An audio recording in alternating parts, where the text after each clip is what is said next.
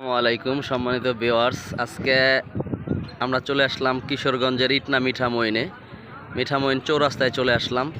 দেখতে পাচ্ছেন আমরা গোল চত্বরে দাঁড়িয়ে আছি। ওই যে আমাদের যে ফ্রেন্ড সার্কেলগুলো সবাই একসাথে সম্মিলিত আসছি গোল চত্বরে। অনেক সুন্দর জায়গা, ঘোরার মতো সুন্দর পরিবেশ, সুশীতল বাতাস, মাশাআল্লাহ অনেক সুন্দর।